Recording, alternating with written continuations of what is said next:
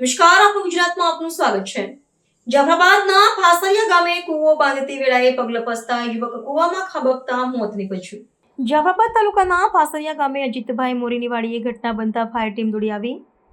ઉના તાલુકાના વડવિયાળા ગામના મજૂરી કામ અર્થે આવ્યા તે દરમિયાન અચાનક ઘટના બની. વડવિયાળા ગામના મનસુખભાઈ જાદવ ઉંમર વર્ષ 42 કૂવામાં ખાબકતા મોત નીપજ્યું.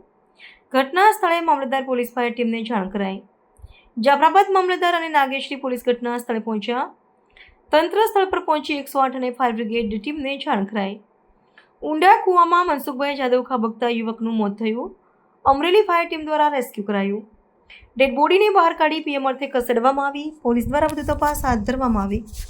આજરોજ જાફરાબાદ તાલુકાના ફાચરિયા ગામે અજીતભાઈ મોરીની વાડીમાં વડવિયાળા ગામે તાલુકો ગીર ગઢડાથી આવેલા મજૂરો જે કૂવો ઊંડો કરવાનું કામ કરી રહ્યા હતા, જેમાં અકસ્માતે મનસુખભાઈ જાદવ કરીને ઉંમર વર્ષ 42 અકસ્માતે કૂવામાં પડી ગયેલ હતા, જેની જાણ વહીવટીતંત્ર જાફરાબાદને થતાં તાત્કાલિક અસરથી અમરેલી કંટ્રોલ રૂમમાં જાણ કરેલ હતી અને અમરેલી ફાયર સેફ્ટીની ટીમ તાત્કાલિક પહોંચી આજરોજ ડેડ બોડી રિકવર કરેલ છે અને ત્યારબાદ પીએમ અર્થે મોકલી આપવામાં આવેલ છે.